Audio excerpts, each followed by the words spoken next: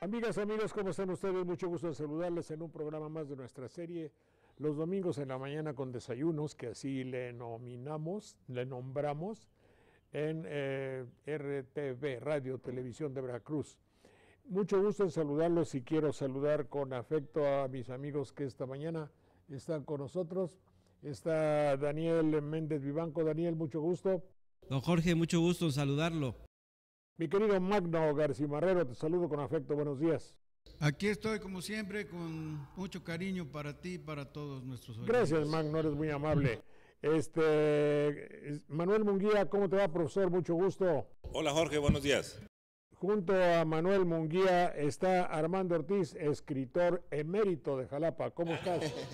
¿Sigue en funciones? Aquí estamos, Jorge. Eliud García, mi querido maestro universitario de latín, griego y otros menesteres muy útiles a sopa de letras. ¿Cómo te va, mi querido Eliud? Bene, salve. Va bene, va bene. Grazie tante, diría un cardenal espurio. Muy bien. Los acontecimientos de la vida actual hacen que el pueblo, que la ciudadanía o que el auditorio, porque en México hay pueblo, hay ciudadanía, hay auditorio, hay televidentes y hay fans. Nueva palabra. Todo eso, mi querido Manuel, lo apuntamos para ver en qué está dividido el recipiendario de la información. Aquí ya hay un montón de palabras que hay que examinar. ¿Qué es un recipiendario? Bueno, pues todo eso forma la gran masa, entre comillas, de un auditorio que está recibiendo la comunicación y la información. Pregunta, ¿sabemos darla? Otra pregunta, ¿sabemos interpretarla? ¿Sabemos recibirla y la entendemos a todo? Creo que en estos últimos programas nuestra sopa de letras tiene como objetivo el hecho de ayudarnos todos, el que habla también, a entender exactamente todo lo que acontece de una manera muy simple, conociendo el significado de todas las palabras. Por ejemplo, en estos últimos días, sin que entremos en las averiguaciones de que quién es quién y cuánto se robó cada quien, para decirlo claro, eso no es la litis, apúntale, de nuestro programa. El problema de nuestro programa es ver, por ejemplo, qué significa sindicato. Pues yo me acuerdo del sindicato, era un grupo de trabajadores que se peleaban contra don Andrés Corrales en Banderilla, en la fábrica de puros La Perla. Ahí se peleaban porque querían ganar más y porque el patrón, obvio, quería pagar menos. Manuel, sindicato, ¿qué significa? Con justicia, eso significa originalmente. ¿Cómo? A ver, repite. Con justicia. Pues no sabía yo. Igual que la organización básica que rodea a un papa, que es a ver cómo se llama aquello, el dicasterio, sí, porque viene de dique, que quiere decir justicia. Originalmente el dicasterio era un conjunto de tribunales, y aquí no, aquí se trata de un conjunto de personas que comparten intereses y que los defienden ante las contrapartes que pueden tener en la vida productiva, por ejemplo, porque también hay sindicatos de empresarios, ¿eh? No, desde luego, pero todavía no llegamos a sindicatos blancos o sindicatos de charros, esa es otra cosa. Vamos a quedarnos ahora en sindicato. Dique es justicia. Dique es justicia y sin, la partícula sin quiere decir unión con. No veo, porque jus juris es justicia. Nada más que esa es una palabra latina y la palabra sindicato es de origen griego. Ah, caray. por no decir ACHINGO. AO. Entonces, sindicato tiene en su esencia una connotación de justicia. Sí, De la búsqueda de la justicia. Es decir, entonces, fíjate, desde luego el primero que lo aprendió, que lo está aprendiendo soy yo. Yo pensé que era algo que tenía que aglutinar, agrupar y juntar. la primera raíz da esa idea, unirse para perseguir la justicia. Unión sin es la raíz primera. Entonces sí, es una agrupación dedicada a la búsqueda de la justicia. Fíjate, Jorge, que en el caso de los ayuntamientos siempre hay un síndico que es quien tiene la función precisamente de ministerio público, de buscar la justicia. Y suele ser el representante legal del cabildo. Exactamente.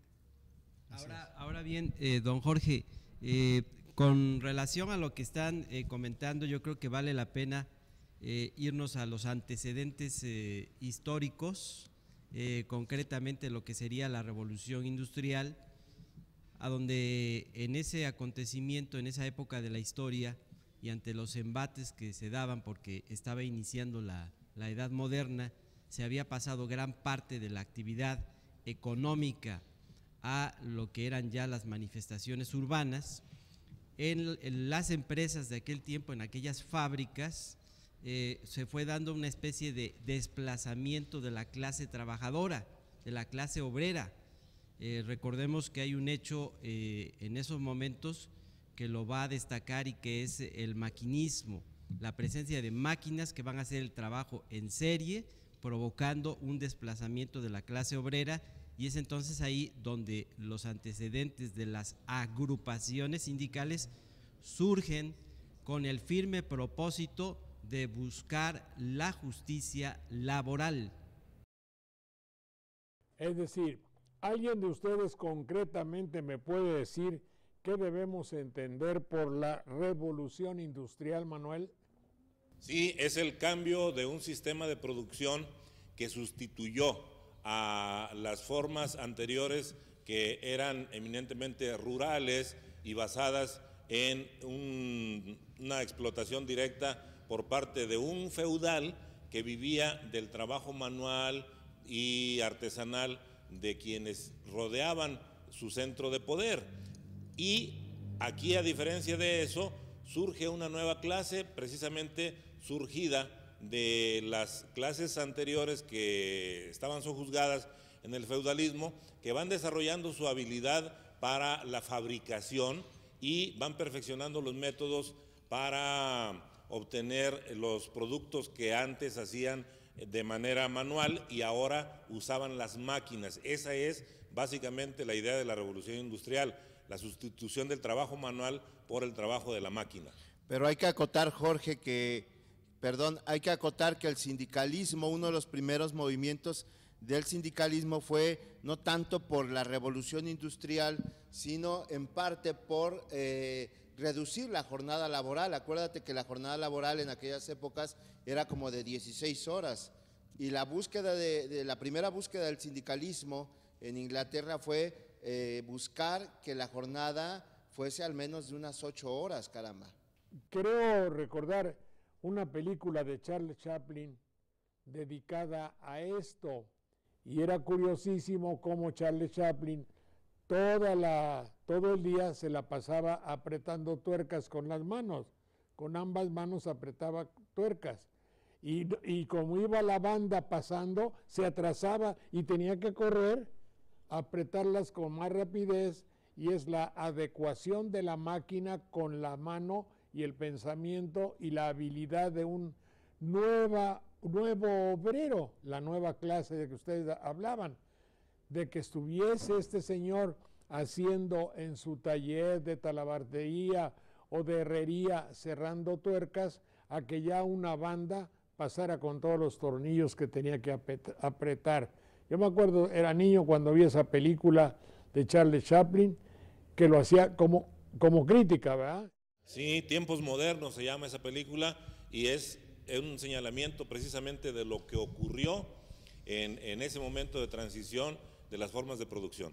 Había varios ejemplos, don Jorge, que se daban con el advenimiento de la revolución industrial, que provocaron que la clase obrera se fuera organizando. Ya se hablaba de las extensas jornadas de trabajo que obligaban a los obreros a ejercer presión, pero también en esa lista de ejemplos recordemos cómo se hacía trabajar a los niños con esas jornadas extenuantes de trabajo y cómo se hacía trabajar a las mujeres, incluso varias mujeres que estaban embarazadas eran obligadas también a trabajar jornadas extenuantes. Sí, es decir, la ventaja era, y fíjense ustedes cómo desde aquellos tiempos, hoy nos dicen, el IVA a medicinas, el IVA a los alimentos, obviamente todo eso lo va a pagar, lo ha pagado, y no solo en México, en muchos países, en China, en Chile, en Perú, en otros lugares, se hace que se paguen, pero más por la clase trabajadora u obrera, y entonces los requerimientos necesarios para el desarrollo, entre comillas, del país, los lleva la clase trabajadora. Una palabra inherente al sindicato es la huelga. Holgar, yo creo que tiene la raíz, mi querido Eliud, por ahí, de no, a ver, ¿qué quiere decir holgar? ¿De ahí viene huelga, de holgar? No estoy muy seguro, pero realmente es una especie de protesta, descanso, negación a laborare, a trabajar. Sí, pero sí, la huelga quiere decir no acción, ¿verdad? Así es, porque refiriendo un poquito anterior, hablaban acerca de la producción, ¿verdad? Que cambia, pero es que anteriormente la producción era como ahora, ya no sé si hay actualmente, pero las mamás, las abuelitas tejen un solo suétercito para el niño, ¿verdad? Y ya cuando viene esto que se llama la revolución industrial, ya la producción es en serie. Una máquina hace una cosa, otra, ya, pero es en serie, ¿verdad? Lástima que no es en serio la paga, pero bueno, allí fue. Don Jorge. Huelga viene originalmente de resoplar, de resollar, de respirar con tranquilidad, igual que follar, porque viene de la misma raíz que fuelle, ¿sí? Folicare quiere decir tomarse tiempo para respirar, entonces de ahí folgare, que quiere decir descansar, no trabajar, pues eso es huelga. Y don Jorge, tiene que ver, sí, efectivamente con holgar, porque cuando se empieza a dar este mecanismo de defensa laboral, la huelga, se refería concretamente como objetivo el de parar la actividad productiva. Y entonces, ¿cómo se paraba la actividad productiva? Dejando de trabajar. Bueno, y respirando a fondo, descansando. Me acuerdo que en París algo tenía que ver, porque me parece que en la plaza del Hotel de Ville, que es el ayuntamiento ahora de París, se le llamaba la Plaza de la Grève. Grève, si lo buscan por ahí, creo que significa grava, o piedras, o algo así, o materiales de construcción. Los pedreros. Los pedreros, o ahí trabajaban los pedreros. O seguramente estaban construyendo el gran edificio del Hotel de Ville, que es el ayuntamiento. Ahí trabajaban los pedreros, y cuando en alguna de las fábricas de París dijeron, vámonos a la grève, vámonos a las piedras, y se iban a la plaza de la grève, donde había piedras o estaban los pedreros. Y por eso, en francés, irse a la huelga para una institución es on y va a la grève. Nos vamos al cascajo, a las piedras o al taller de los pedreros. Así es que en francés, huelga se dice grève. Sí, chica. Son expresiones que surgen como idiotismos, se llama técnicamente, que quiere decir muy propias de una comunidad o de un grupo de hablantes, como aquí en México hablamos del San Lunes y entendemos una pequeña huelga también. Claro, hoy hizo, no, dicen hizo, ¿me explico? Ellos dicen, hoy hice San Lunes. Hice San Lunes, claro. Hizo San Lunes, hizo la huelga, entró en huelga, bueno, eso quiere decir. Bueno, o también pues hacer un puente, Jorge. ¿Cómo dijiste? Hacer un puente que también forma parte Sí. de nuestro lenguaje y todos entendemos que es saltarnos un día para no ir a trabajar. Claro, Uno claro, o dos. es algo que hace puentes, desde luego.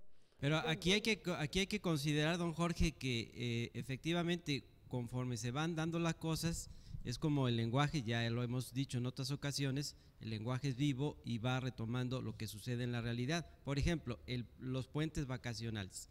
Recordemos que al menos en lo que se refiere a nuestro sistema educativo, existía el calendario escolar A y el calendario escolar B.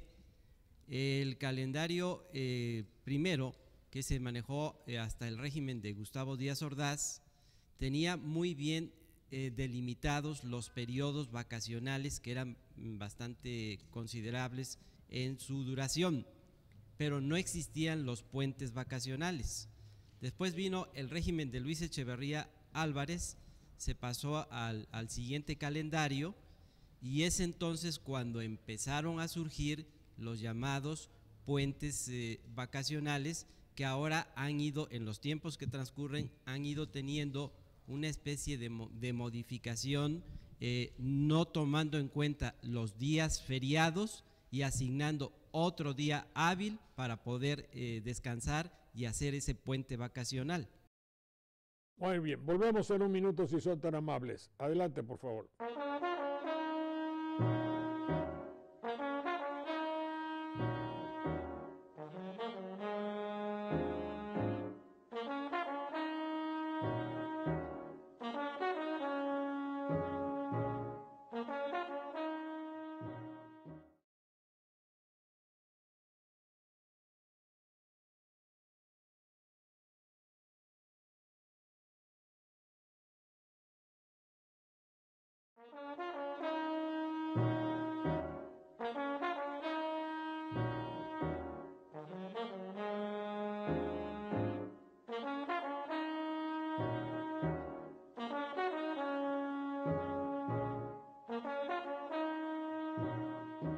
Muy bien.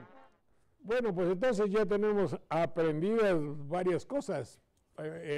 La novedad es que el sindicato tiene el concepto de justicia y eso yo no lo sabía. Hay otras, por ejemplo, la palabra líder. ¿Qué significa exactamente líder? Y pregunto, parecería ser que no es una palabra surgida del español. ¿Hay algún sinónimo que pueda significar líder en español? Adelante. Tampoco es de raigambre latina, es una palabra que nos llegó a través del inglés y de las lenguas nórdicas, que quiere decir guía. Eso quiere decir. No hay nada en español. ¿Cómo puedes decir? Guía, y también en su momento era equiparable a eso, caporal, porque el caporal no era un desgraciado que afectaba a sus ayudantes, sino que era alguien que guiaba el trabajo. Podría ser también el caso de pastor en el ambiente del campo, pues el pastor es el que guía a su rebaño. Pastor, guía, caporal, mayordomo, Jefe. Caporal viene de caput, cabeza, ¿verdad? El que encabeza una labor, sí. Ajá, es el rey de la manada. Zoológicamente hablando, el líder es muy hermoso que los humanos tengamos tanto de lo zoológico y que, por ejemplo, los lobos tengan un jefe, que, por ejemplo, haya un perro que mande en una manada de perros, que haya un caballo muy bien dotado que guíe a los otros caballos salvajes, y así, y en las aves, la que guía a la parvada. Acuérdate que en términos... emigre. rurales se habla de la yegua o de la mula caponera. Es la que va por delante, sí, y tiene que ver también con caput, capitis, porque encabeza, y a esa es a la que siguen. Qué lástima que hayamos perdido tantas de las virtudes de los animales.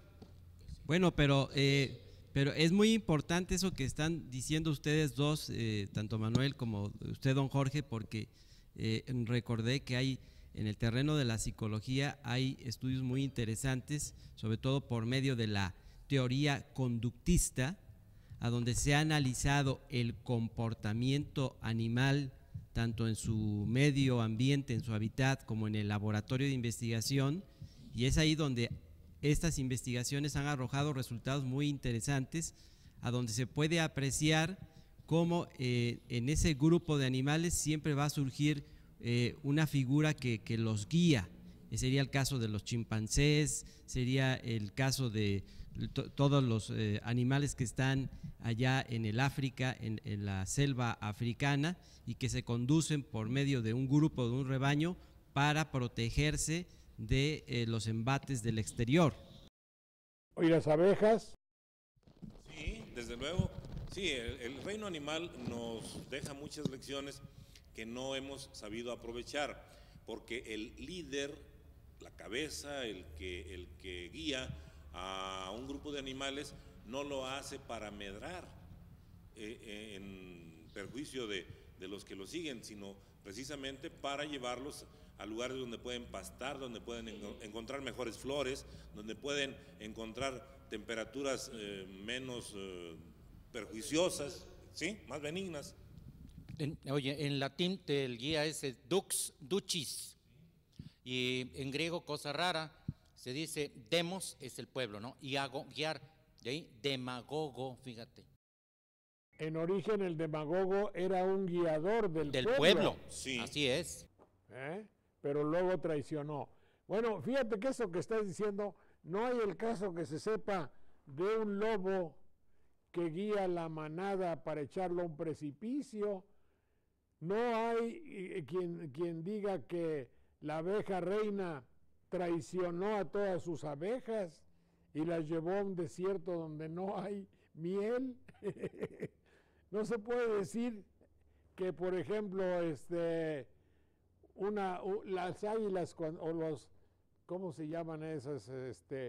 Los gavilanes cuando emigran, no los llevan a suicidarse en el mar. No, al contrario, don Jorge, recordé un estudio en esto de el comportamiento animal por medio de la teoría conductista de la psicología, que sería el caso de cuando los leones o los tigres de Bengala van a atacar a las cebras. Siempre hay una figura dentro de las cebras que cuando se percatan de esa presencia del enemigo, empieza a hacer una serie de indicaciones con sus movimientos corporales para que se agrupen de manera inmediata y empiecen a marchar. Saben perfectamente las cebras que agrupadas y con la guía de ese animal que los está conduciendo, los leones no se van a acercar, porque los leones, si se metieran a lo que es ya la agrupación de las cebras, morirían inmediatamente. Entonces ahí podemos apreciar cómo se da ese liderazgo por medio de una conducción. Eso sería también el otro equivalente del liderazgo, la conducción eficaz, dice la teoría conductista. Bueno, aquí el ejemplo lo tenemos ahí en la casa de ustedes en Banderilla, donde apareció un grupo de perros que se comían a los borreguitos chiquitos, o atacaron inclusive alguna vez a algún becerrito. Entonces todo el grupo de animales pequeños, cuando sentían la presencia de los perros, corrían a guarecerse en medio de las vacas grandes y no entraba ningún perro. Es decir, se agrupaban para defenderse. ¿Qué hicieron? Un sindicato. Eso es lo que hicieron, ¿verdad? Sí, unión para defender sus intereses para buscar una justicia, es decir, la justicia que es la búsqueda de darle a cada quien lo que le corresponde. Ahora tenemos los casos de deformación ya humana, no etológica. ¿Qué dije, Manuel? Sí, etología es aquello que se refiere a la conducta de los animales. Bueno, humana, no etológica. Entonces, vamos a los casos de la conducta humana. Un líder de un sindicato que se vuelve blanco. Un líder de un sindicato que en México se le llama charro. ¿Qué significan esas dos expresiones? Muy bien, sindicato blanco, como el blanco es el resumen de todos los colores al final y el no color en cierta medida, quiere decir que está de tal manera configurado que ahí la contraparte, que sería en este caso el patrón, si hablamos de trabajadores, puede escribir lo que quiera, es decir, él puede usar esa página como mejor le plazca para satisfacer sus pretensiones y sus intereses. Y el sindicato charro deriva del apodo que tenía un líder ferrocarrilero, Jesús Díaz de León, que a finales de los años 50, en vez de defender al gremio de los ferrocarrileros que estaban entablando una lucha por reivindicaciones laborales, entre ellos Valentín Campa y Demetrio Vallejo, ¿sí?, denunció a sus compañeros que fueron después procesados por el delito de había otro muy famoso en ese tiempo que te digo, disolución social. Sí, disolución social. Y entonces, como este líder era entreguista, es decir, le facilitaba, en este caso al gobierno, porque el gobierno era el que administraba los ferrocarriles, le facilitaba al patrón sus pretensiones, se comenzó a asociar al líder charro. Él efectivamente era charro y gustaba de esta fiesta y le decían el charro. Entonces a todos los demás se les comenzó a llamar líderes charros. También. Oye, ¿qué no vendrá lo del sindicato blanco como un paralelismo a extender un cheque en blanco? Sí, pues es lo que te decía, la página está ahí puesta para que le pongas lo que quieras.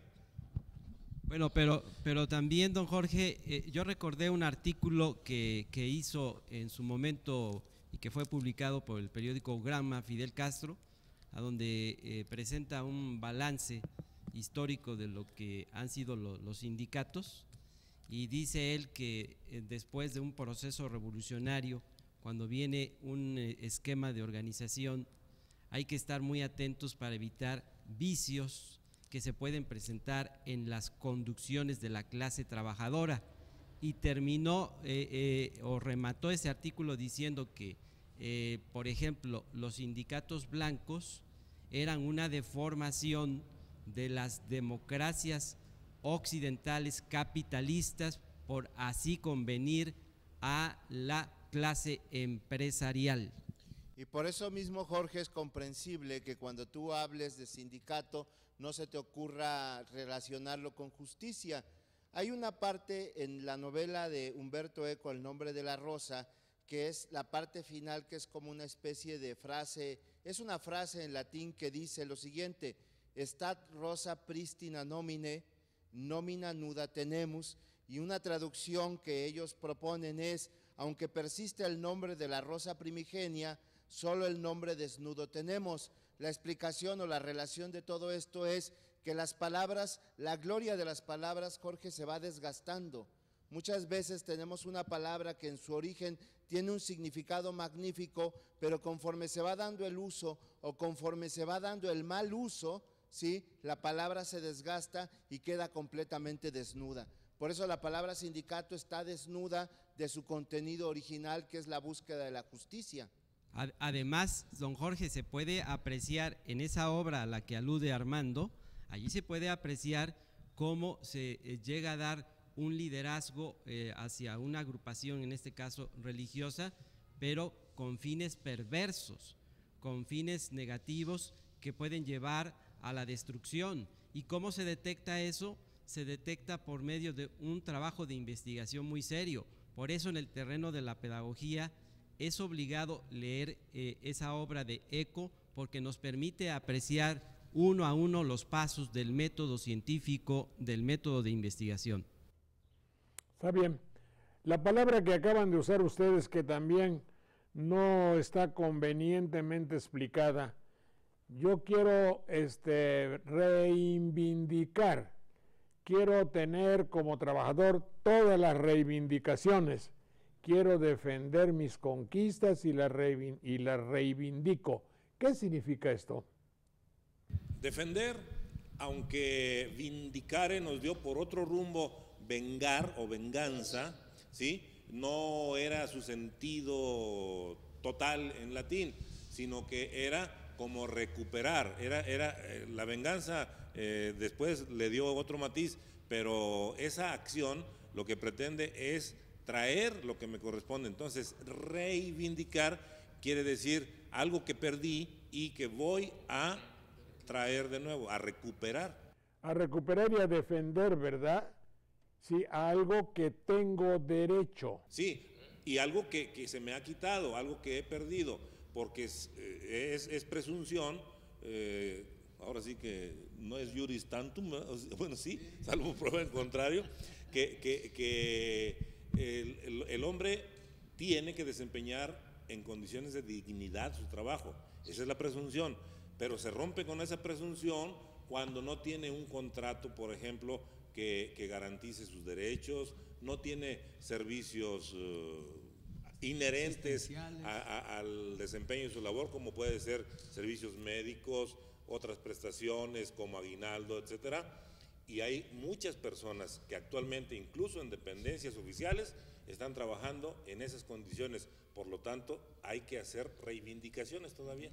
Y va para peor, ¿eh? Va para peor porque la reforma laboral... Ustedes tienen el honroso mérito de estar hablando con un campeón récord Guinness de trabajador eventual. Yo pasé primero 15 años y luego 18, 15 y 16 años como trabajador eventual. ¿Y nunca te ha jubilado nadie? ¿Que ya te hace falta? No jubilación, no, ¿cómo se llama? Jubilación. ¿Qué es la jubilación, por favor? De jubilus, también es de verbo júbilo, jubilas, jubilare, quiere decir tener alegría. Ajá.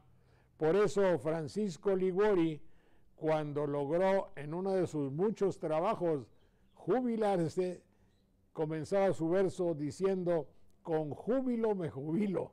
Sí, así es. Pero así tiene una connotación, aquí hay que tomar en cuenta que también tiene una connotación de carácter religioso. En el marco de lo que es la cultura católico-cristiana, hay eventos cada cierto tiempo que se les llama jubileos.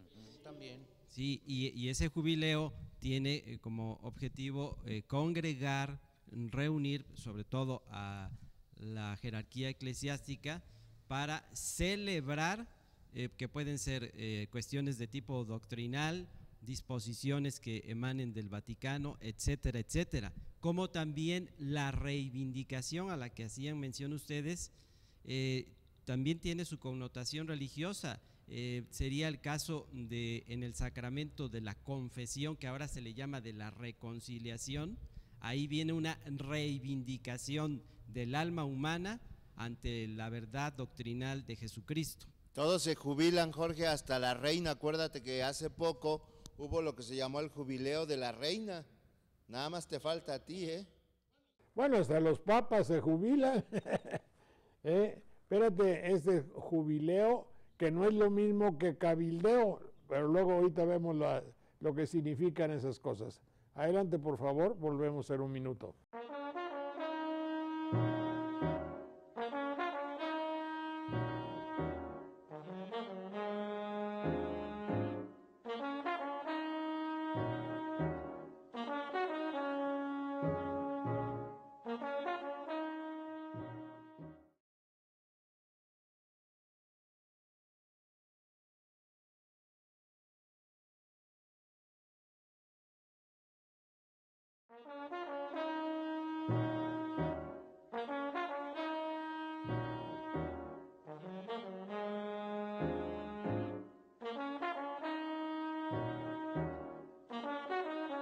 Bueno, ya habíamos quedado con jubileo, ya habíamos quedado con sindicato.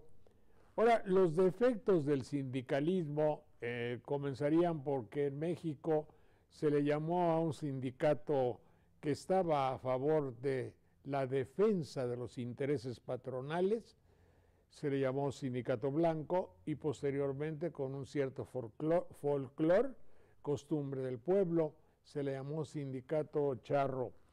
Pero, de hecho, ¿qué cosa es de facto? Es decir, ¿qué hace un líder sindical que traiciona a su gremio? Más bien, ¿qué deja de hacer? Porque omite los trabajos propios de la defensa de sus agremiados. Ocurrió en la historia de México más o menos así. En la década de 1920, después de la Revolución, hubo una gran efervescencia sindical, aquí mismo en Jalapa, en esta región hubo una gran efervescencia sindical. Aquí en las fábricas textiles, por ejemplo, en la de San Bruno, en la del Dique, y en Santa Rosa. En Santa Rosa y desde principios del siglo XX, allá en aquel rumbo. Entonces, como se trataba de consolidar a un nuevo sistema político, en el 29, por cierto, hace unos días estaban celebrando eso, se fundó un partido con el que Plutarco Elías Calles trató de aglutinar a muchas fuerzas, una especie de pacto de aquellos tiempos. Y ya en la época de Lázaro Cárdenas se comenzaba a consolidar este nuevo partido que después fue Partido Revolucionario Institucional. Y don Lázaro, en un régimen de pretendida izquierda, porque pues tiene sus bemoles, trató de sumar al proyecto del nuevo Estado mexicano a las fuerzas obreras. Por lo tanto, se dice que institucionalizó en buena medida a los sindicatos. De ahí fue que la CTM, de ser una agrupación que defendía los intereses de los trabajadores, se convirtió en uno de los brazos operativos del nuevo partido. Eso condujo a que en épocas posteriores los principales sindicatos, sobre todo, se allanaran a las pretensiones no solo de sus patrones, sino también del régimen bajo el cual aparentemente todos progresaban, porque se habló incluso del milagro mexicano, que la economía iba muy bien, que teníamos una paridad muy aceptable. Pero cuando despertó el dinosaurio todavía estaba ahí, porque nos dimos cuenta de que eso no era cierto, de que todo se había operado sobre bases falsas, y cuando hubo verdaderos movimientos de médicos, de maestros, de ferrocarrileros y otros gremios a finales de la década de los 50, durante el periodo de López Mateos, hubo problemas muy graves, hubo una represión tremenda, y hay que recordar, para el caso específico de los maestros, que en esa época surgió el MRM, Movimiento Revolucionario del Magisterio, encabezado por Otón Salazar, ¿sí? Y posteriormente siguieron acomodando en la dirigencia del CENTE, del Sindicato Nacional de Trabajadores de la Educación, líderes a modo, hasta que cansaban o dejaban de ser afines a los intereses que los colocaban ahí, y llevaron a Carlos Honguitud Barrios.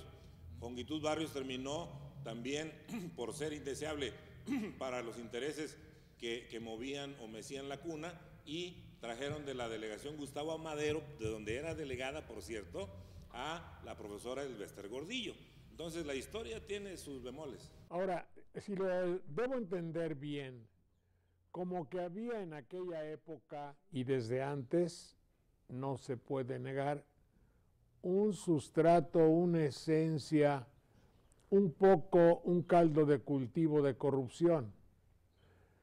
Un sindicato unido de maestros, el sindicalismo unido, fue convocado e invitado a ser también una fuerza, y por tanto podemos pensar que se le invitó a áreas de corrupción. Sobre todo a los dirigentes, a los representantes, a los líderes. Por medio de los líderes, evidentemente, lo cual hace que sea un poco lo que comentábamos en el programa fraterno a el alternativo. La realidad es que la corrupción sindical en la actualidad, sea de cualquier sindicato, no es estrictamente un efecto, no es una causa, es un efecto de muchas otras corrupciones que se dan en el ambiente del poder político. ¿Se puede pensar así? Desde luego que sí, porque la resultante que hoy se presenta como motivo para procesar a algunas personas no es más que la consecuencia de ese manejo tan especial de conveniencias en el régimen político que ha vuelto por sus fueros, pero no debemos olvidar que hay muchas secciones del Sindicato Nacional de Trabajadores de la Educación donde hay otros casos semejantes, aún quizás más escandalosos que los que llevaron a la señora Gordillo a la cárcel. En esas circunstancias hay un choque de corrupciones, porque la corrupción A no es igual a la B, ni la C, ni la D.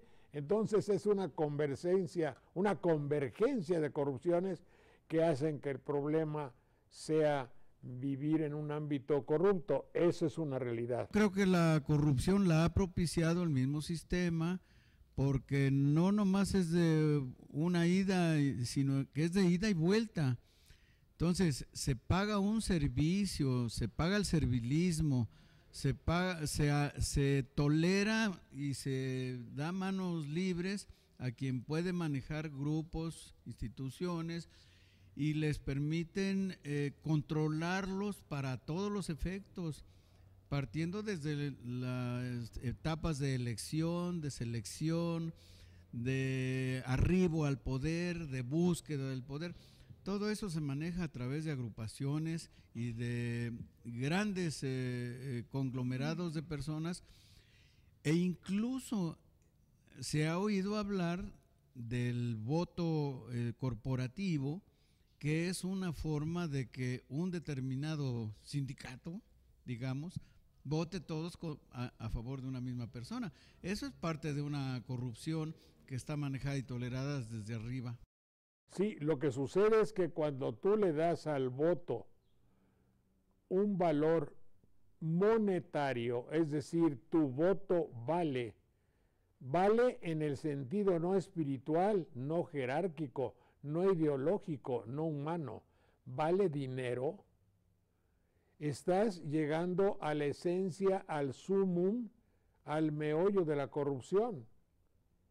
Porque estoy diciendo, lo que debería ser un valor espiritual para ti, como es tu voluntad, tu creencia, tu concepto de la patria, tu inclinación ideológica, cuánto quieres por ella. Y se necesitan otras fuerzas concomitantes, Jorge, porque durante muchos años periodistas que han investigado han dado testimonio de lo que los profesores dicen en las calles. Muchos profesores opositores dentro del mismo CENTE han pregonado esto desde que la maestra trabajaba en el Estado de México, y no sé si con toda la certeza, pero cuando menos hay indicios de que tuvo algo que ver en problemas muy graves como la muerte de Misael Núñez Acosta, que era un dirigente opositor en el Valle de México. Y Arturo Cano, por ejemplo, que es un periodista de La Jornada, ha escrito un libro que se llama Doña Perpetua, donde se documentan vida y milagros de la señora Elbester Gordillo. José Gil Olmos en Proceso y antes en La Jornada también han estudiado el asunto a fondo con base en denuncias hechas en delegaciones sindicales en muchas partes, pero los grandes medios de comunicación no se ocuparon del asunto, lo soslayaron o recibieron patrocinio para hacer un programita que se llamaba Todos creen que saben y cosas así, para quedarse callados. Pero estamos hablando de la esencia, del significado de las palabras y su connotación en la vida práctica. Esto quiere decir que toda esta serie de irregularidades que tienen un nombre dan como consecuencia las dificultades para que brille el sentido estricto de la democracia. Porque todo esto, cuando a un hombre, cuando un ciudadano, cuando un trabajador, cuando un maestro, sobre todo, estábamos diciendo hoy en la mañana, es que a muchos de los jóvenes que hoy gobiernan México, tuvieron como prototipos, como paradigmas o como ejemplos, su ejemplo, ¿quiénes fue? Un noticiero nocturno que regía lo que usted debía saber. Y por un lado, Raúl Velasco, lo que te debe gustar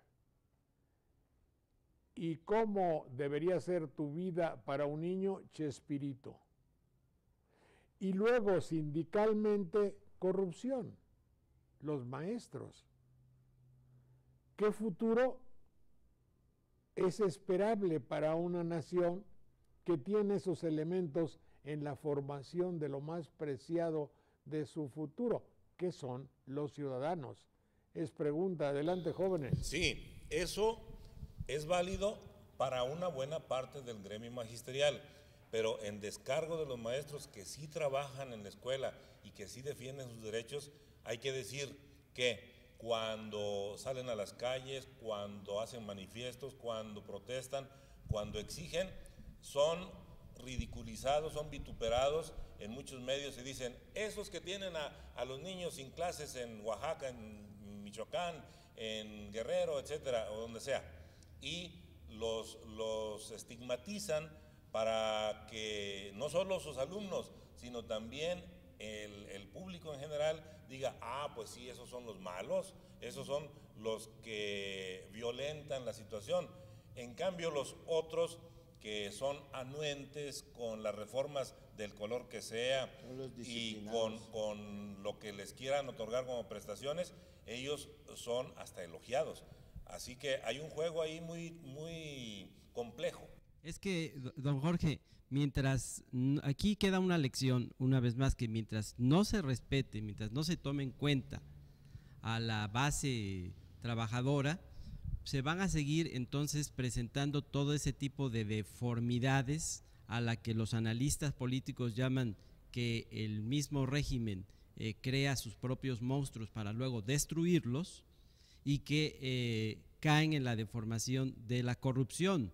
Hace un momento se hablaba del corporativismo, y el corporativismo, cuando México es iniciado en la etapa institucional, pues ¿qué viene siendo? Pues más que un brazo extendido para poder tener controlada a los sectores más representativos de la sociedad. Ahora bien, aquí surge una palabra que bien vale la pena mencionar y analizar.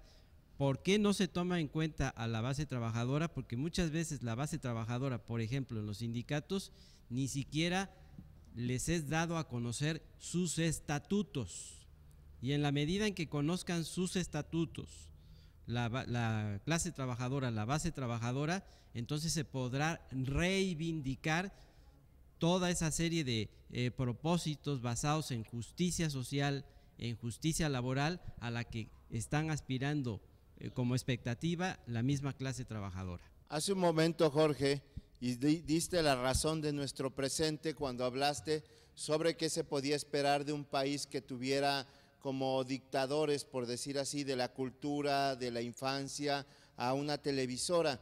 Y hablaste de la razón de nuestro presente, y de alguna manera eso explica que el sindicalismo exista como tal mientras se sigan dictando las mismas normas de conducta para este pueblo. Nosotros entendemos que la caída de la maestra Elba Ester Gordillo es ahora un mal necesario, como su ascensión también fue en su momento un mal necesario, y eso es bien terrible porque ya no se buscan situaciones positivas para sacar adelante un país, sino que se buscan males necesarios. Cuando a Camacho Solís que fue quien de alguna manera ayudó a la ascensión del Baster Gordillo, le preguntaron si él estaba arrepentido o si reconocía el error que había cometido. Él dio una explicación y argumentó que en ese momento lo que se necesitaba era una persona como el Baster para controlar a los maestros, y lo llamó a final de cuentas un mal necesario, y de esos males necesarios cunden muchos en este país. Claro, pero es que tú estás dando la razón exactamente. La corrupción no es controlable. Cuando se inicia un camino de la corrupción, se podría parafrasear aquello de que sabes cuándo comienza, pero no sabes cómo va a terminar. Hay una incontrolable caída en un sistema que tiene como elementos para lograrlo todo, haya sido como haya sido, es decir, hagámosle como sea. Eso es lo que está diciendo Camacho. Si para tal efecto es necesario esto, pues las consecuencias, que obviamente no pueden ser óptimas, pues hagámoslo porque a nosotros nos beneficia. Es obviamente un ámbito de corrupción. Y esto no puede tener una resultante. Ahora, ¿cómo va a comenzarse a reestructurar la jerarquía de valores? Eso que yo quiero decir y que no lo entiendo muy bien, porque quién sabe a quién se lo oí, lo vamos a ver dentro de un ratito. Los valores, ¿qué son los valores? La jerarquía de valores, la ética y la moral. Ahorita regresamos.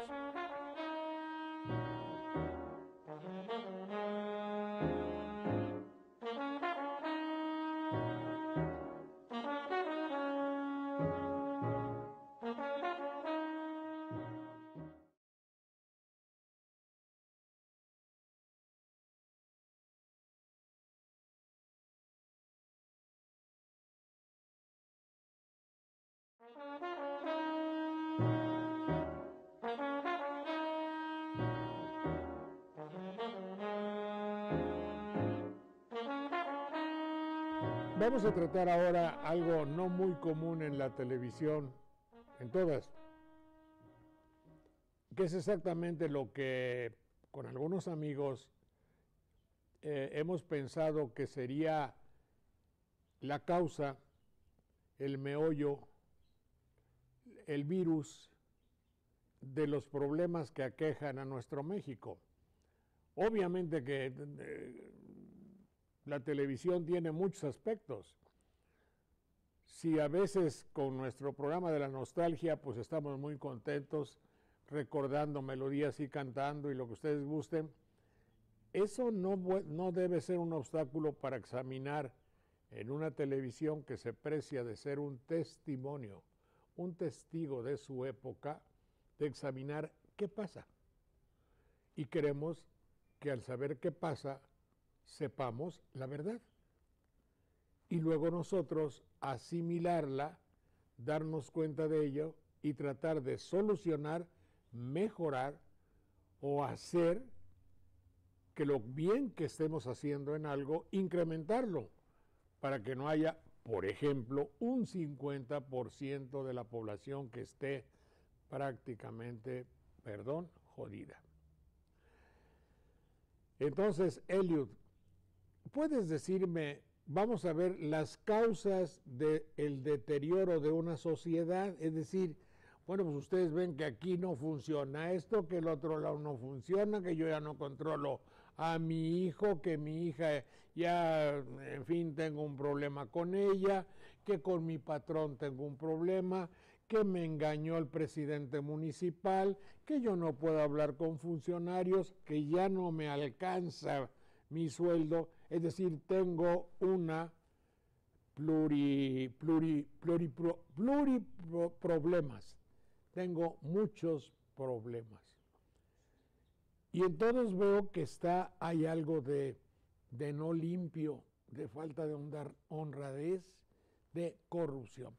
Mi querido Eliud, ¿qué cosa es lo moral? Lo moral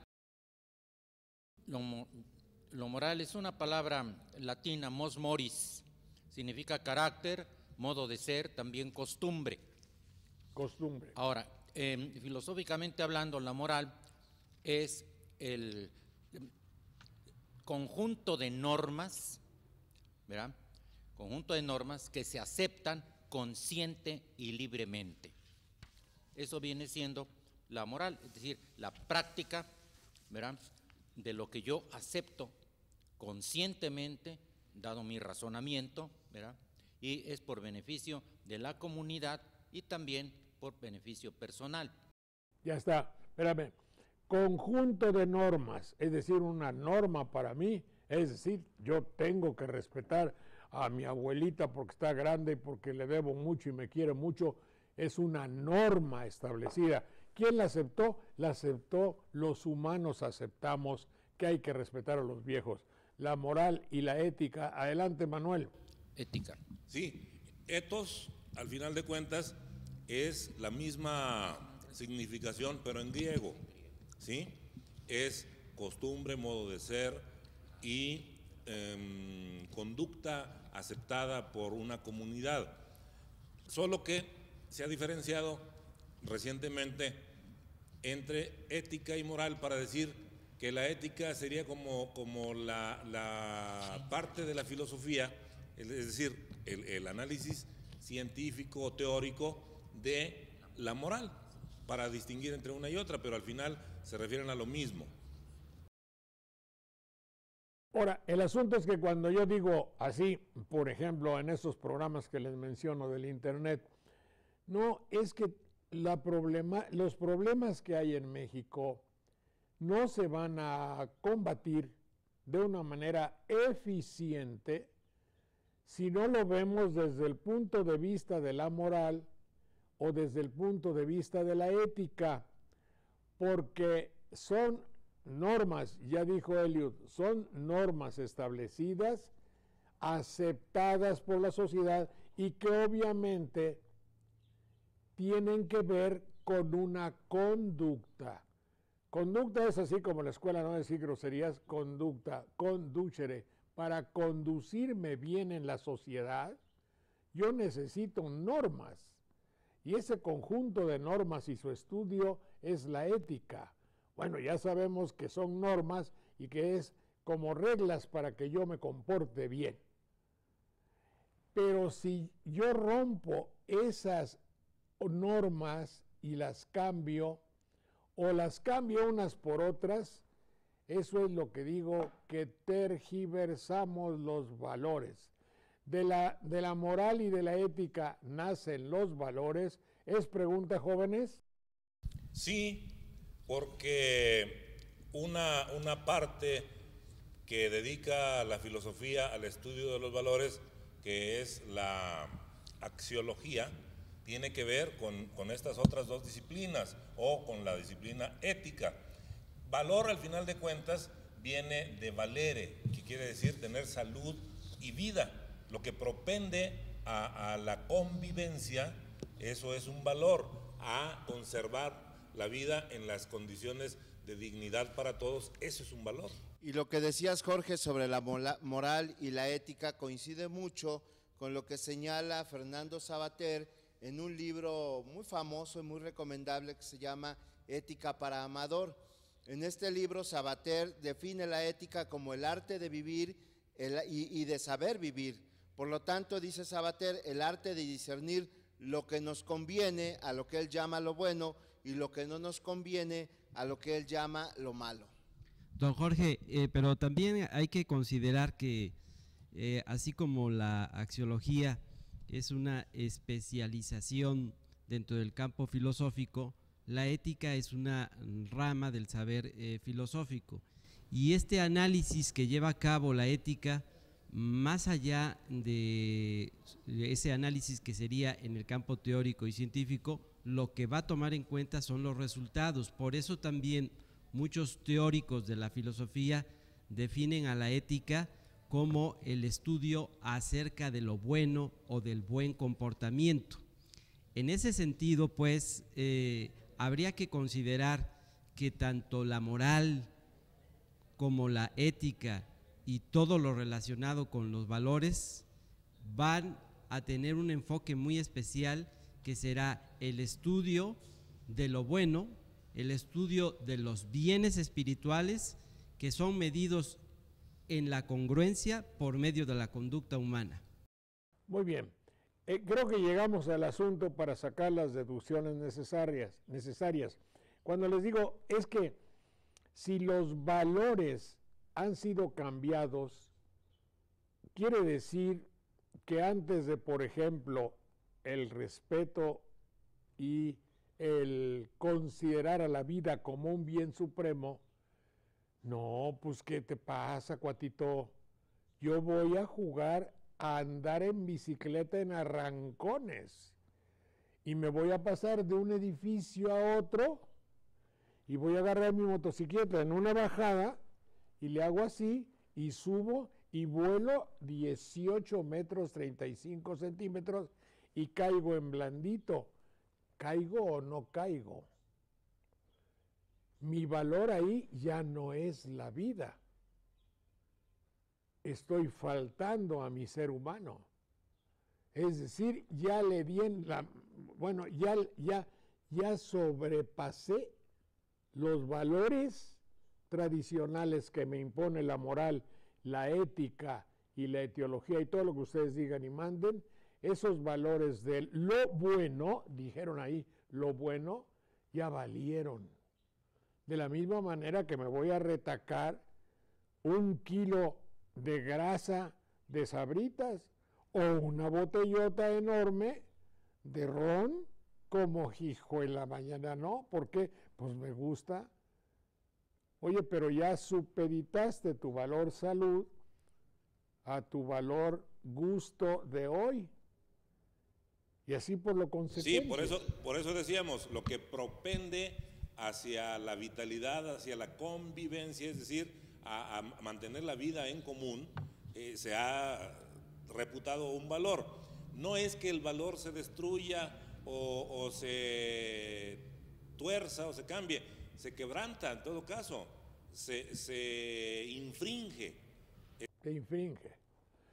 Ahora, por ejemplo, yo quiero hacer un edificio, tengo el dinero, tengo a mi socio, tengo todo. Y hay un barrio bien fregado donde voy a hacer un edificio de 20 pesos y voy con el delegado y no me da permiso. Pero tengo una amiga mía que va a ir y que le va a pedir permiso y tengo un abogado que lo vamos a invitar a cenar y le vamos a regalar algo, un coche, algo así, y me va a dar el permiso. Caso muy reciente visto en México. Ahí ya los valores se fueron ¿a dónde? Al caño. Bueno, Jorge, pero había que distinguir entre bienes y valores. Posiblemente para este muchachito que está en la bicicleta, no sé qué tantas cosas hace, y peligra la vida y todo, dice que se siente bien, probablemente sea un bien, pero no un valor. Por eso, porque se tergiversaron los valores, él se siente bien, porque sentirse bien, piensa que es un valor, eso dice, no, me dice una muchacha que se agujereaba, ahí en esos programas, se hacía agujeros en la lengua y se ponía una bolita, en la oreja acá y se ponía otra bolita, en la otra, en la nariz otra bolita. Y le digo, oye, ¿por qué? Dice, no, a mí me gusta porque yo me siento dueña de mi cuerpo. Ah, chinga. Tú te sientes dueña de tu cuerpo, pero ¿cómo te vas a sentir dueña de tu cuerpo? ¿Dónde está una norma de bien vivir que diga agujérate? La misma diputada Minifalda el otro día dice, utilizó la palabra perforarme. Ella siente que es diputada, fíjate tú, es diputada del pueblo, debe tener valores y normas que conduzcan al bien. Se viste de una manera extraordinariamente atractiva.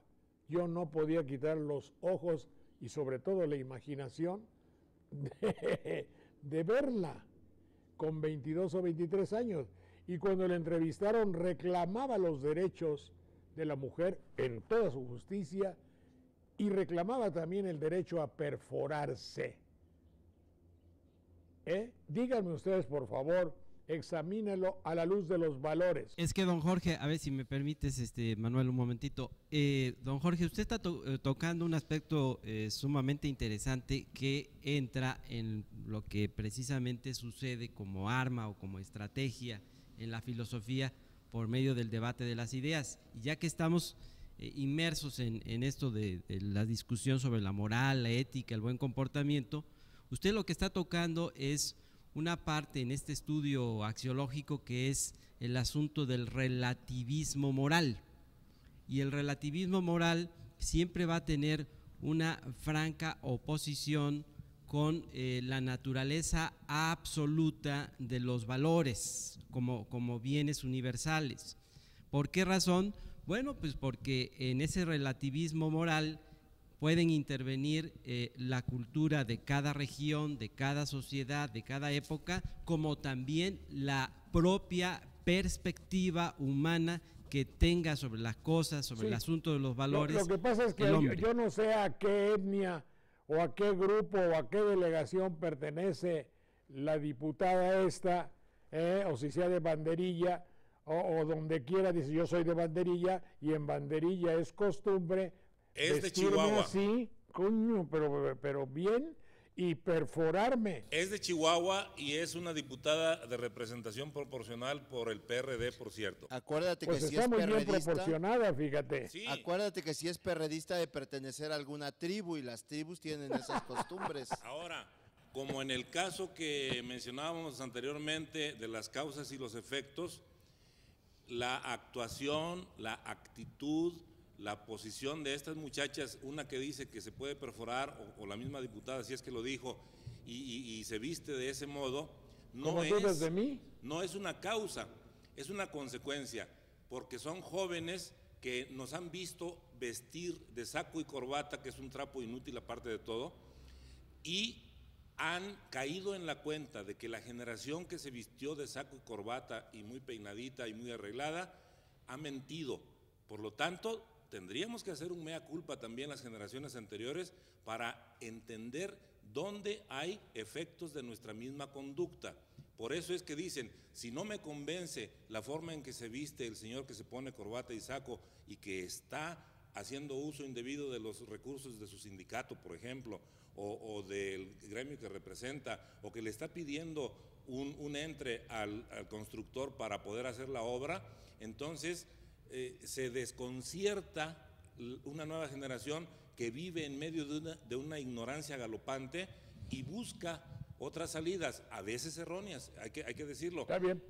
Ahora, todo eso, mi querido Manuel, fuese una argumentación extraordinaria si la joven de Marras no fuese diputada. No, a ella porque siendo diputada es cómplice de los de saco y corbata. Sí. Y es un efecto de un ámbito donde hay ciertos ángulos de corrupción, y ella, para llegar a ser diputada ahí, tiene que haber mentido. ¿Tú quieres claro que la coja el toro de todas maneras? Por eso lo que nos compete, quiero eso. Lo que nos compete en ese caso es analizar su actuación pública. ¿Está bien? Muy bien, señores. Vamos a ver. Mi querido, llegó la maestra Olivia. No la oigo, mi querida maestra Olivia. Aquí estoy, volvemos, don Jorge. Ahí está usted. Volvemos en un minuto para escuchar a la maestra Olivia y al maestro Magno Garcimarrero. Un momento, por favor.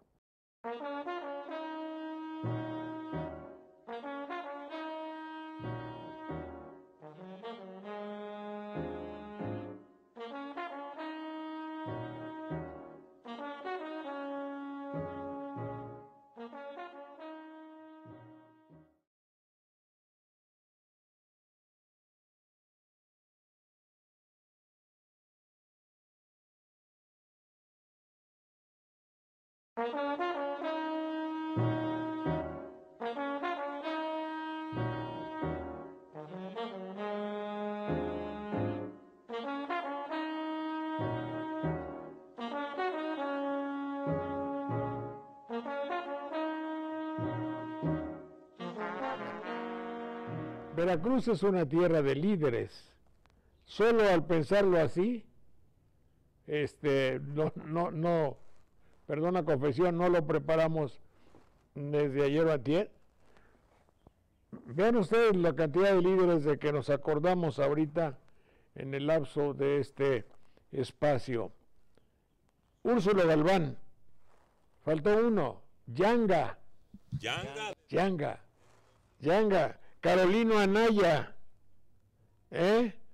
Mario Hernández Posadas, el Tigre, César del Ángel, otro líder, Rafael Guízar y Valencia, era líder. El padre Rúa era líder en su ámbito y controlaba líderes. Venus Rey, que yo conocí, veracruzano. ¿Quién más? Joaquín Hernández Galicia, de la Huaca, Veracruz, que vive, líder petrolero. Chava Barragán, un líder hecho por Hernández Galicia, que ya murió. Eucario León, que yo no sé si quién sea, pero me lo sugirió la maestra. Eberto Castillo, un líder excepcional, ese sí, un líder de la izquierda mexicana. Díganme lo que sepan de cualquiera de estos personajes, por favor, y se subraya, Veracruz es una tierra de líderes. Adelante. Joaquín Hernández Galicia nació en el puerto de Veracruz, después se formó como soldador en Poza Rica y terminó instalándose en Ciudad Madero y lideró, diríamos, el Sindicato de Trabajadores Petroleros de la República Mexicana. Era esa época en la que, yo no sé por qué, comenzaban a llamarles líderes morales. Sí, lo que más quebrantaban era precisamente eso, pero en fin, así le denominaban. Y al comienzo del sexenio de Carlos Salinas de Gortari fue defenestrado porque se supo que apoyaba o simpatizaba con la posibilidad de que ganara Cuauhtémoc Cárdenas en las elecciones presidenciales. Aparte de eso, pronunció un discurso muy arrogante ante el presidente entonces de la Madrid y dijo algo así como que si nosotros caemos, señor presidente, cae usted también. Era el límite extremo, pues el extremo de la actitud arrogante de alguien que pensaba que por encabezar un gremio como el petrolero, que económicamente era muy poderoso, podía influir de tal manera en el poder. Se trata de equiparar el asunto reciente, la aprehensión de la maestra Gordillo con el de Joaquín Hernández Galicia, aunque hay muchas coincidencias, también hay algunas diferencias que le dan particularidad a cada caso. Ese fue la quina. Fue un líder. Yo te voy a decir algo con Joaquín Hernández Galicia que no puedo negar, que en una época de esa juventud mía en los medios de comunicación lo conocí bastante, hasta llegar a tener una cercanía y amistad, y me invitaba y yo iba y llevé el programa de la nostalgia y me pagó, tengo que confesarlo. Bueno, le cobré por llevar el espectáculo, pero platicábamos. Y entonces en una ocasión, recuerdo como si fuese ahora que tú lo mencionas, que yo le decía, es que si tú paras Pemex, cae un gobierno. Y eso era también otro motivo, decía, no puedo solucionarlo todo. Fíjate, me piden los problemas de la señora que no se lleva con el marido y que le pega y que tiene un amante, ¿cómo lo voy a solucionar? Digo, no, es que en tu modo actual, no quieren que le soluciones el problema, quieren que los atiendas, quieren que los acaricies, porque Joaquín le daba mucho por acariciar, tocaba a todo el mundo inconscientemente, una manera de dominarlos, claro. Pero me acuerdo de esas dos conversaciones, y una de ellas sí era el hecho de que era tal el poder y tal la dependencia del petróleo, que si paraba Pemex, en 3 días se acababa un gobierno. Eran conversaciones, y ahora me confirmas tú que era una idea que tenía cuando se lo dijo a De la Madrid. Otro líder que les guste. Otro líder, fíjate. Que nos guste, ¿no? Que no nos gusta nada, fíjate, es enterarnos que Víctor Flores, el líder de los ferrocarrileros, es veracruzano, un líder que desde los años 90 no ha dejado la Secretaría General de su sindicato, y que cuando se dio el paso de Ferrocarriles Nacionales a la iniciativa privada, tampoco hizo nada por defenderlo. Y otro detalle de Víctor Flores que se sabe según las anécdotas periodísticas, que cuando llegó el gobierno de Vicente Fox, el primer líder sindical que se fue a poner a las rodillas de Vicente Fox fue precisamente Víctor Flores. Vicente Fox no sabía quién era el que se había puesto a sus órdenes, y cuando le preguntó a uno de sus asistentes quién era, le dijo, pues este es un golpeador del PRI, dice, este es el secretario del sindicato de ferrocarrileros, Víctor Flores, que siempre ha navegado con esa bandera, ¿no?, de las conveniencias. Bueno, pero hay otros líderes, ¿no? A ver si hay otro por ahí. Don Jorge, yo quisiera mencionar, pero antes de los dos que voy a mencionar, quisiera hacer un comentario sobre lo que estaban hablando de Joaquín Hernández Galicia, que lo voy a enlazar con otro líder, con Chico Valderas. Entonces, los agremiados de su sindicato siempre hablaron de que, por ejemplo, en el caso de Joaquín Hernández Galicia, en lo referente a Ciudad Madero, era una ciudad a la cual había apoyado tanto que se había creado una infraestructura muy especial, muy importante, que tocaba diversos ámbitos de la sociedad, como por ejemplo mejora en las escuelas, parques recreativos, etcétera. Y ese mismo caso, sí, tiendas, y ese mismo caso es el de Chico Valderas, nada menos aquí en lo que se refiere a las instalaciones de Radio Televisión de Veracruz. Deben tener por ahí guardado un programa que yo lo vi, es un documental sobre la vida y la obra de Chico Valderas, sumamente interesante, que fue guiado ese documental televisivo por estudiantes de la Facultad de Sociología. Y entonces bien valdría la pena que Radio Televisión de Veracruz volviera a exhibir ese documental. Ahora, sí, yo quiero destacar, estábamos comentando en el momento del corte, don Jorge, usted y yo, en el ámbito religioso, pues tenemos el caso del padre Rúa, allá en lo que viene siendo la zona centro del estado de Veracruz, y era un padre que fue destacado por su honda participación social, sobre todo con la clase trabajadora, la clase obrera. Era campeón de oratoria, y esos dotes de orador le sirvieron muchísimo para poder llevar a cabo una interpretación de la pastoral social en el ámbito de los trabajadores, en el ámbito laborable. Hay una anécdota que quisiera destacar y compartirla con ustedes.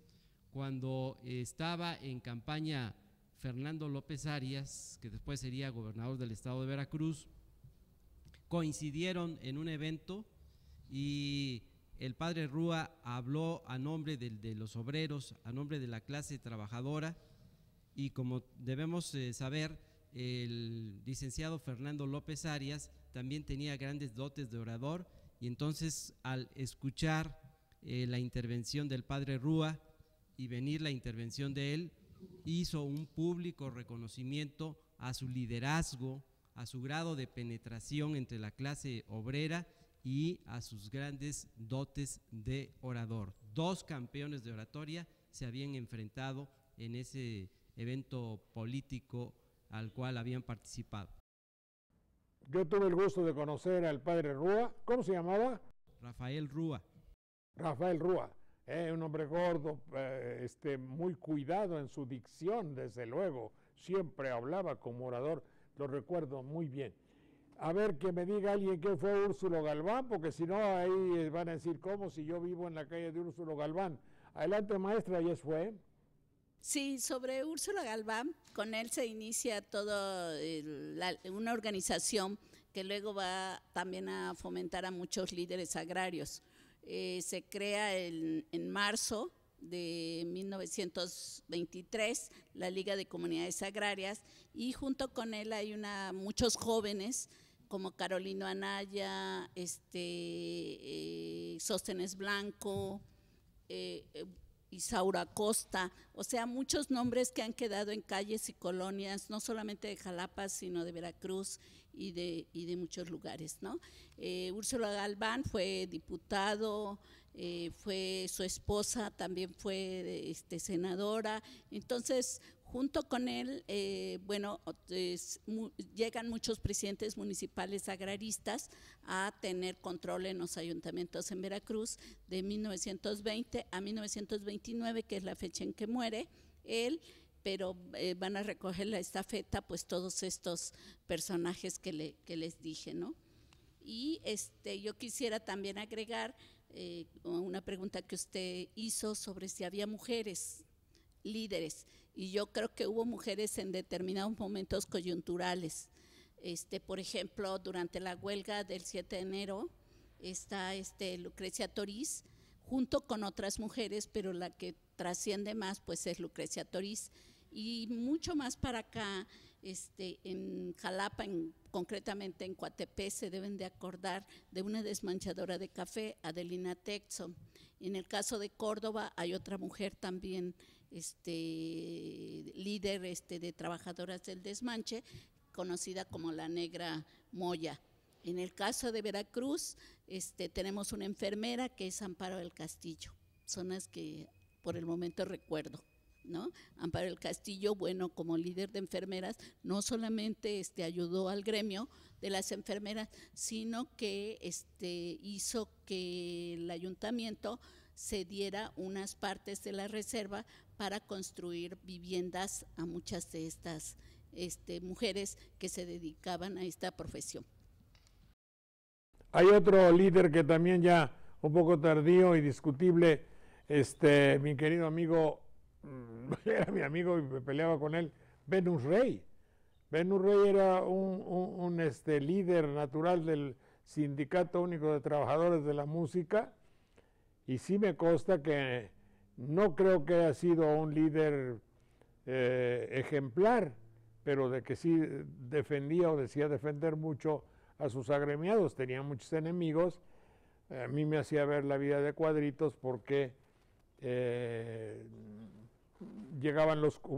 estaba bloqueado que viniesen a mi programa por Telesistema Mexicano, les prohibía venir. Entonces tomaba yo cubanos y entraba Venus Rey para cobrarme el doble por cada músico y nos peleábamos. Pero en fin, eso es.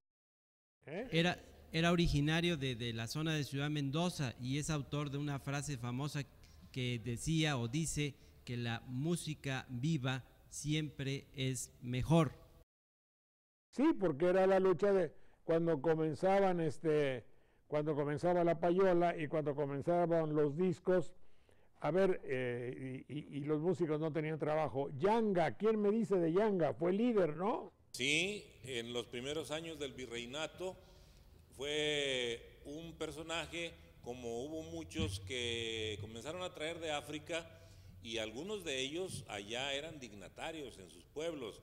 En eso no se fijaron los traficantes de esclavos y trajeron a muchas personas que tenían un estatus distinto al de esclavos en su lugar de origen, y él se rebeló en contra del maltrato que sufrían, sobre todo en las zonas cañeras, los negros, que fueron traídos casi especialmente para eso, aunque para otros trabajos. Él se remontó con muchos de sus paisanos y anduvo a salto de mata muchos años, hasta que a principios del siglo XVII el gobierno virreinal concedió fundar una población que se llamó San Lorenzo de los Negros, y ahí fundaron un primer territorio libre, digamos, dentro del virreinato y dentro del continente. Ya después esto dio origen a los poblados de esa región que hoy se conoce como Yanga. Bueno, nos faltan algunos líderes por ahí, en otra ocasión los vemos, porque es muy curioso ver cómo los veracruzanos tienen el espíritu del liderazgo. Santana fue un líder indiscutiblemente, el líder del neoliberalismo antes de que hubiese neoliberalismo, y así por lo consecuente, ya más para acá, Rafael Guízar y Valencia fue indiscutiblemente un líder que en todo caso la gente lo veía como líder, se constituyó en un faro ahí. Era una figura carismática, y sobre de él, para que tengamos una idea de pues el gran liderazgo que va a ejercer sobre la población, cuando es nombrado obispo de Veracruz y llega aquí a las tierras de jalapeñas, se le estaba preparando un gran recibimiento, y en esos momentos coincidió con un terremoto que usted debe tener un conocimiento muy amplio, don Jorge. Mi mamá contaba de ese terremoto y él evidentemente se fue a servir a la población de una manera caritativa y ganó muchos adeptos. Bueno, Carolino Anaya, César del Ángel, Eberto Castillo. En el ámbito de la educación hay que recordar al maestro Rafael Ramírez Castañeda, en el ámbito educativo, originario de Las Vigas, por cierto. Junto con él, alguien que no era veracruzano, pero que es como un veracruzano adoptivo, don Enrique Conrado Rebsamen, que llegó de Suiza y que trajo novedosas ideas sobre la educación y que hicieron labor no solo en Veracruz, sino en muchas partes para alfabetizar y educar al pueblo de México en ese tiempo. Bueno, vivimos pues en tierra de líderes. Continuamos.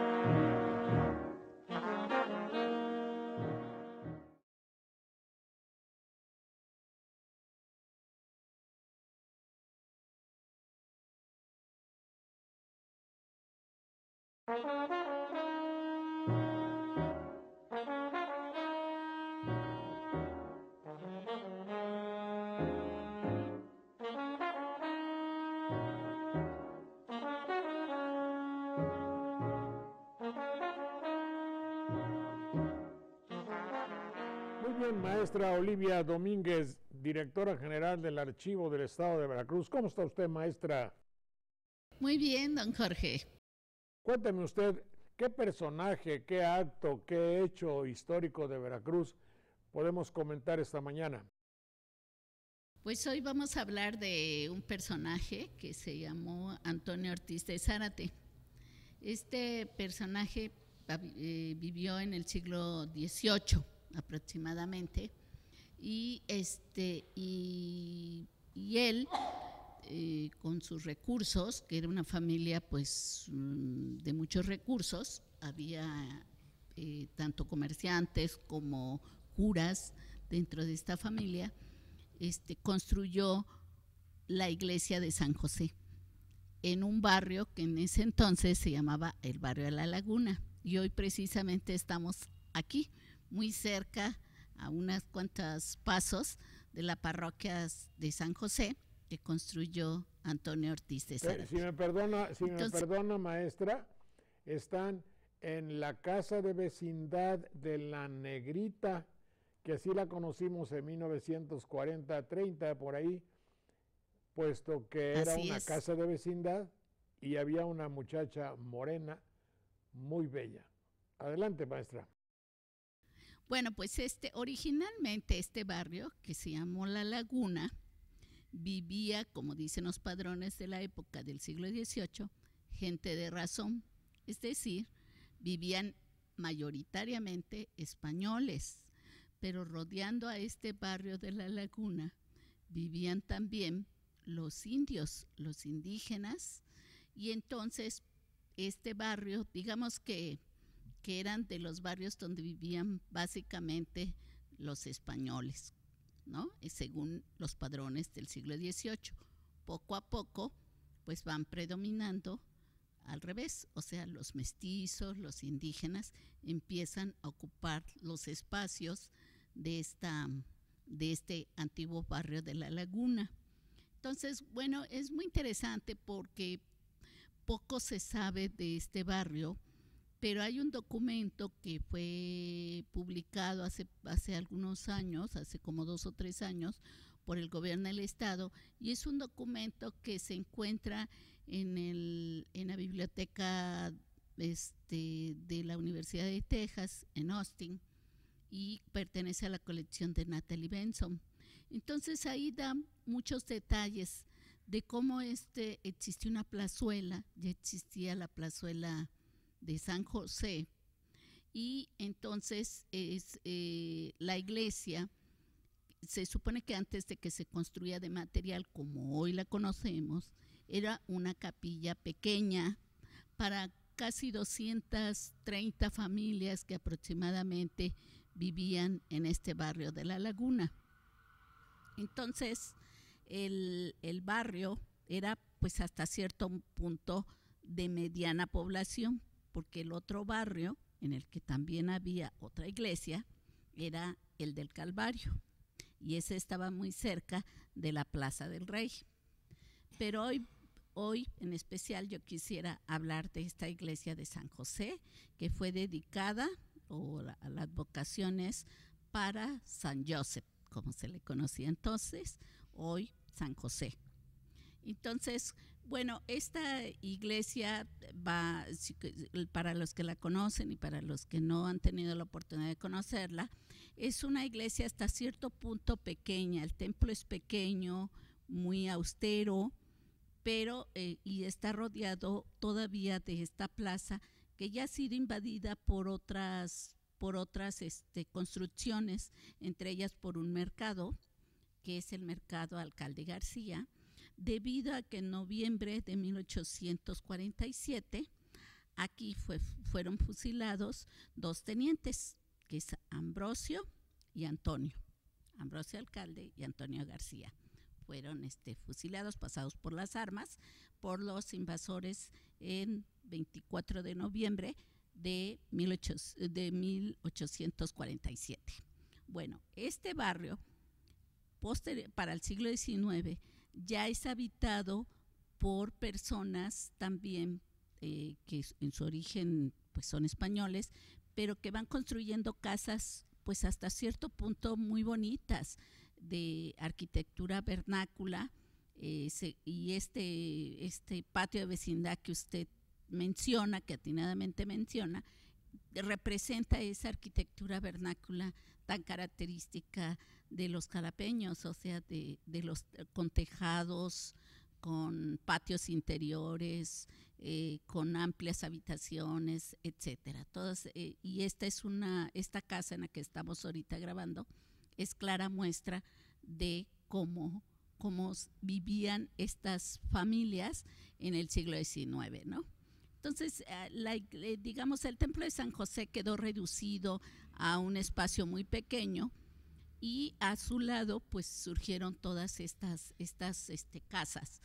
Junto también en esta plazuela de San José, que está después del atrio de la iglesia, se estableció la terminal, o el lugar donde se podía tomar el tren de mulitas. Entonces todo era una zona muy concurrida, donde los jalapeños venían a tomar el tren de mulitas, que los iba a transportar hasta la estación del ferrocarril, que seguramente usted también recuerda. Entonces se iba por toda la ciudad, atravesaba gran parte. ¿Sí? Muy bien, maestra. Ahora, si me pregunta usted, le voy a decir, enfrente por ahí donde hoy hay una gasolinera, enfrente estaba la tienda de Don Chano. Después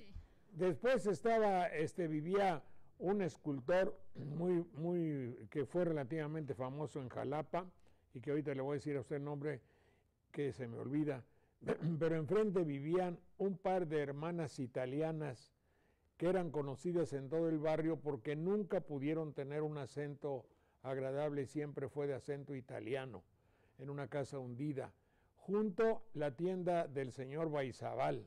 Enfrente estaba la galletera de unos españoles, G.C. H, que el público les decía, por fregarlo nada más, gallegos con hambre.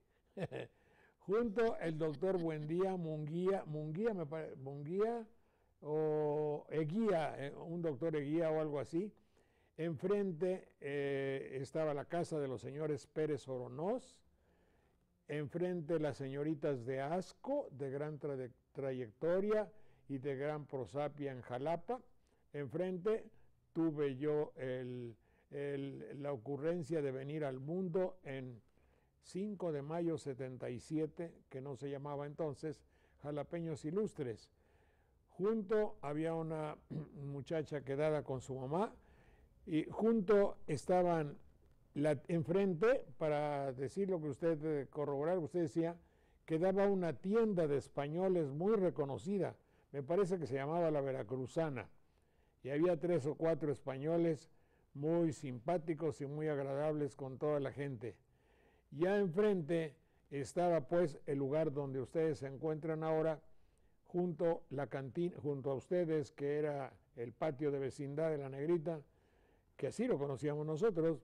Junto estaba ya la cantina de Salomón, enfrente la carnicería de don Jerónimo de los Ávila, junto estaba un maestro de la universidad de Clara algo con un apellido extranjero, enfrente el despacho del señor Lecuona, junto la familia de don David,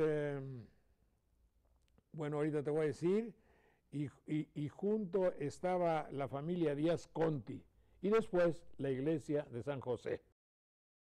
¿No conocen por ahí? Sí, pues así es. No, sí, por supuesto. Y enfrente David, perdón, la señora que me falta, un beneficio, ¿no? Era la familia de David Medina, que me parece que fue inclusive presidente municipal de Jalapa en alguna ocasión. Y luego la gran casa de don Epigmenio Díaz Conti, si así se llamaba, y de su hijo, con el que yo iba a jugar, ya junto a la calle y la iglesia de San José. Enfrente, la gran casona o taller, ¿cómo se llama? Beneficio de café o algo así, de los Tanos o de los Tanos. Y después de los Martínez, sí, así es, tiene usted toda la razón. Bueno, pues son los recuerdos del barrio por allá, que ojalá no se perdiese la esencia y la belleza de esos barrios.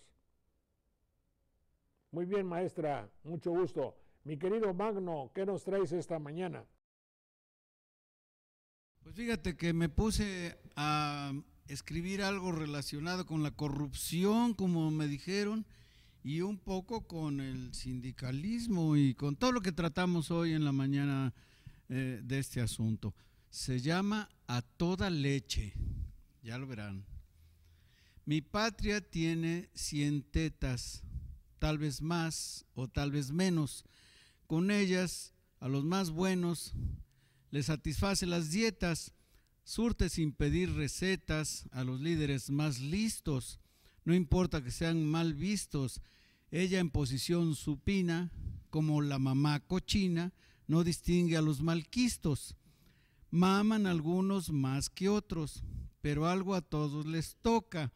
Aún sin dientes en la boca, les succionan como locos, a pesar que no son pocos, cuanti más hacen su agosto, y si sonrojo en el rostro, chupan a diestra y siniestra, a empellones con la testa, hacen que llegue el calostro. Son casi todos iguales, los lechones apuntados, senadores, diputados y líderes sindicales, obispos y guías banales, cual más de la patria mama, engordar es su proclama, de la manera más terca, mientras les viva la puerca, que dormida ni reclama. Muy bien, muy actual. ¿Traes otra o ya? ¿Es todo, mi querido Magno? Aquí traigo otra relacionada con el Día del Amor, porque es que hace unos días celebraron y llevaron a cabo unos 1000 matrimonios colectivos, hazme el favor. Haz un favor. Y entonces dice así: un récord, dijo el gobierno, al cuajar 1000 matrimonios, cuando soltó 1000 demonios que vivían en el infierno. Cree que el amor es eterno este gobierno inocente y se entremete imprudente en nuestra vida privada. Eso está de la chingada, no es ni legal ni decente. Si andar de casamentero fue ayer lucrativo oficio, hoy por hoy es mero vicio, tan anticuado y grosero, que es de mérito y no es mero la inducción al sacrificio, pues sin ver el estropicio tiran actas al voleo y a cada par hacen reo de su amor viejo y ficticio. Está bien, muy bien, muy bien. Tiene muchas gracias las rimas de mi querido Magno Garcimarrero, puesto que están hechas por un profesional. Bien, desde la Galería de Arte Contemporáneo en Jalapa, Jalapeños Ilustres 135, que dirige Silvia Alejandre Prado. Mucho gusto y gracias, Silvia, por darnos asilo en tu hermosísimo edificio, antaño patio de vecindad. Muchas gracias también al Centro Cultural y Social de Veracruzano aquí en México, Miguel Ángel de Quevedo 687, y a la Florería Detalles de Ana María Bordonet, Murillo Vidal 710, 818-4463 en Jalapa. Queremos terminar siempre esta sección hablándoles a ustedes muy brevemente de Cumbre Tajín, que es donde se realiza un festival cultural en la zona norte del estado de Veracruz, en el municipio de Papantla de Olarte. El objetivo, a ver quién me dice quién es Olarte. Bueno, pues Olarte fue un insurgente que peleó por la defensa de la libertad básicamente de los pueblos indígenas de la región de Papantla. Y como Papantla, pues actualmente todavía sigue siendo un pueblo donde predomina la etnia de los papantecos, pues rindieron honor a este personaje. Serafín Olarte se llamaba y tenía un hermano que militó también en las huestes insurgentes. Entonces, el objetivo del festival es difundir la riqueza cultural y arqueológica de la ciudad sagrada del Tajín. La primera edición fue realizada en el año de 2000 y se realizó alrededor del equinoccio de primavera en el parque temático Taquilsucut, ¿no es cierto, Manuel? Así se dice, sí, Taquilsucut. Taquilsucut, de la zona arqueológica del Tajín, que comprende 1.221 hectáreas, es un amplio solar, y el Zócalo de Papantla, donde se desarrollan ceremonias, talleres rituales y terapias alternativas, juegos autóctonos, conciertos, danzas, actos circenses, conferencias, exposiciones, proyecciones y además de disfrutar de la ceremonia ritual de los voladores. En esta 14ª edición del Festival Cumbre Tajín 2013, el renacimiento del ser, se refrenda su compromiso de contribuir a la renovación, al cambio orgánico, integral, justo y equitativo. Por ello, el evento está enfocado a la toma de energía bajo las condiciones de un pueblo totonaca. Se llevará a cabo del 21 al 25 de marzo del presente año en el Parque Taquilsucut, un espacio que proporciona interminables alternativas de transformar nuestro estilo de vida con la implementación de técnicas ecológicas, alimentación consciente, yoga, rituales terapéuticos y música sanadora en el nuevo escenario de los cantos del alma. A lo largo del año, el Parque Taquilsucut abre sus puertas al público y los artistas para ofrecer otros sucesos y albergar al Consejo Supremo Totonaco, el Centro de las Artes Indígenas, el Festival Infantil Canitajín, el Campamento de Verano y el Aula Clavijero, y con esta actividad se mantiene como el epicentro del pensamiento indígena y la actividad cultural en Veracruz, el lugar concebido para la expresión del arte. el Tajín. Muy bien, señores, son ustedes muy amables. Muchas gracias a todos los comensales de allá. Continuamos con otros aspectos de nuestro programa de los desayunos de Canal 4 Más. A ustedes muchas gracias, jóvenes.